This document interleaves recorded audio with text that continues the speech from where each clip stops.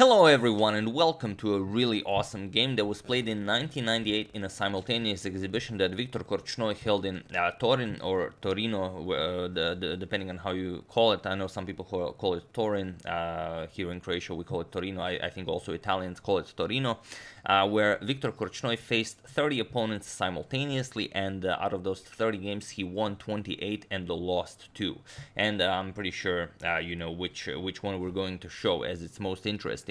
So here he faces an opponent. His name is Nicola Vozza, and he was rated around 1900 at the time. I was contacted actually by a friend of his, and he sent me this game and also some additional information regarding this game. There's also a nice article in the newspapers with photos, so I'm gonna share that with you as well. It's in Italian, so if there are any of you who speak Italian, it would be nice if you guys could translate it for us in the comments, so I can pin it and show it to you guys. But getting to this game, a most exciting game that features the Folkbeer Gambit to the Kings Gambit, and also it's a game that lasted only for 7 moves. So let's check it out and see why this game is so impressive. So Viktor with the white pieces plays e4, and for those of you who are maybe new to chess, when a Grandmaster, or for that matter anyone else, holds a simultaneous exhibition, he will have the white pieces on all boards. So e4, we have e5, and here Viktor goes for f4. This is the one of the greatest openings ever. This is called the Kings Gambit, where white wants to achieve very rapid development by, for the moment, gambiting a pawn.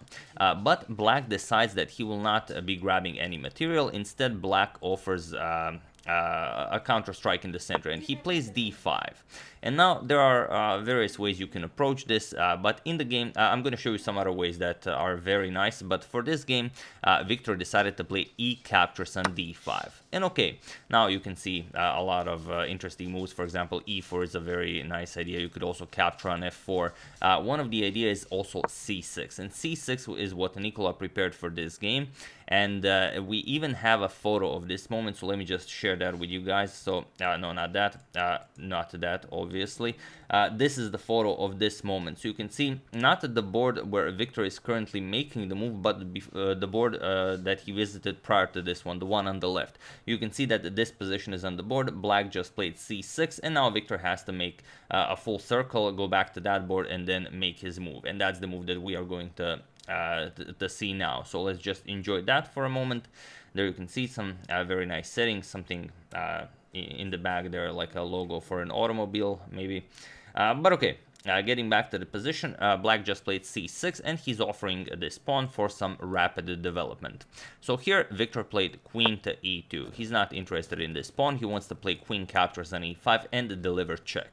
So black allows this, c captures on d5, and now queen captures on e5 with check. And now black is free to play a lot of moves. Black could play knight to e7, maybe block this. Black could play queen to e7, but then you don't really achieve much. White just continues development, and you are hindering your own development. What are you doing with this bishop?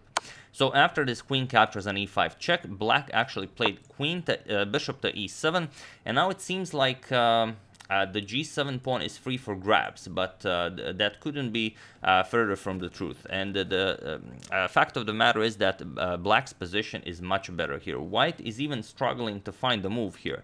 I'm just going to show you what could be played. For example, if the game continues with something like knight to f3, white just wants to finish development, not a problem. Knight to f6, and now if bishop to b5 check, you're just going to play knight to c6. And now black's position is still just better.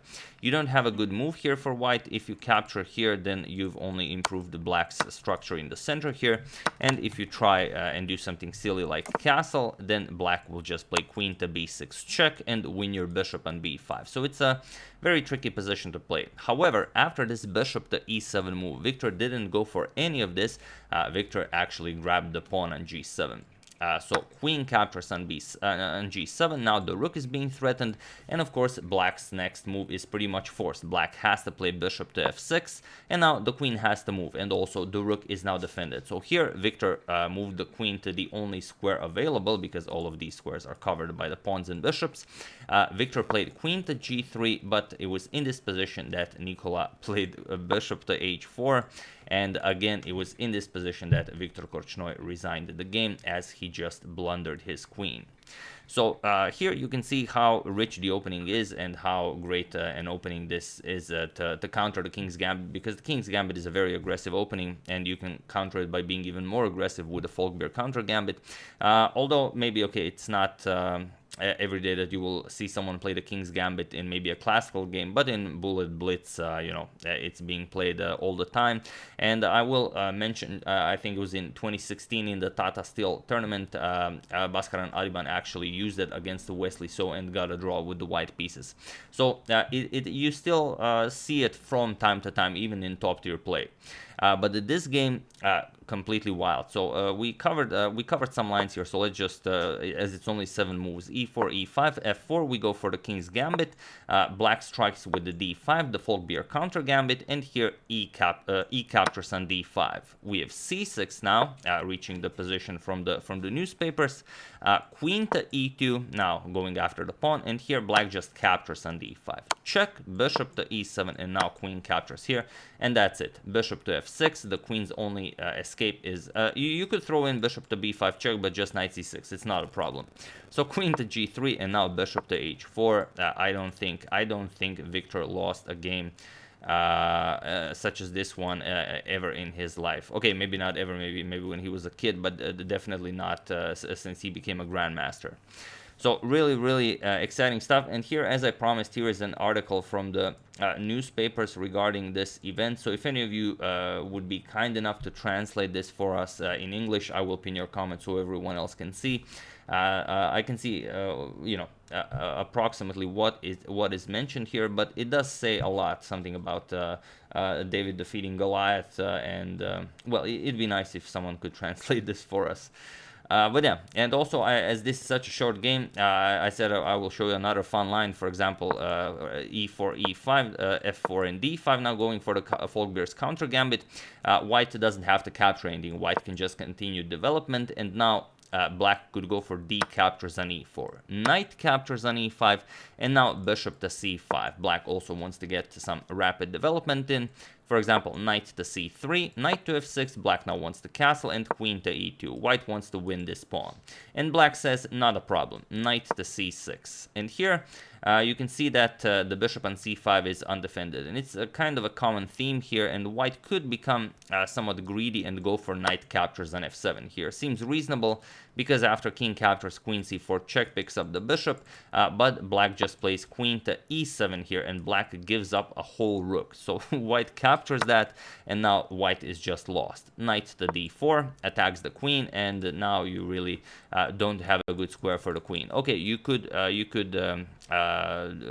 try and create some problems for black with knight to d5, attacking the black queen, forcing this capture, and then going for some queen to h5 check ideas. That is the way you could prolong the game.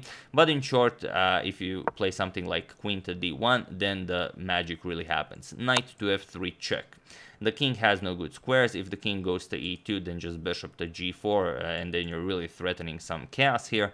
And of course, if the knight is captured, then a discovery from the queen. Queen delivers check, and there is no good move here. You have to block with the bishop, but now you don't capture the bishop, but rather you play f2 check. The king has only one square, king f1, and now bishop to h3 is checkmate. So really a lot of fun that this opening offers for black, but not for white, as you've seen here, as Viktor resigned the game after bishop to h4. So how did this happen? How did a grandmaster lose a game in only 7 moves to a player rated, as his friend suggests, some 1900 at the time, or maybe even 700? I actually forgot. But still, I mean, you don't lose a grandmaster doesn't lose a game like this, even if he's playing against another grandmaster. So that doesn't really matter. And what happened here, I think, is that Viktor just decided that his opponent was just making nonsense moves. And then after this position, happened. For example, this bishop to e7. Viktor, of course, saw that after queen captures on g7, black would block with bishop to f6, not allowing this capture. But what Viktor missed was that after the only escape, this bishop to h4 traps the queen. This is a mistake that will happen in a Grandmaster's life maybe once or twice, but here it did happen. And I mean, what a game! I've never seen such a beautiful miniature in the Folkbeer counter gambit, and I've seen a lot of them.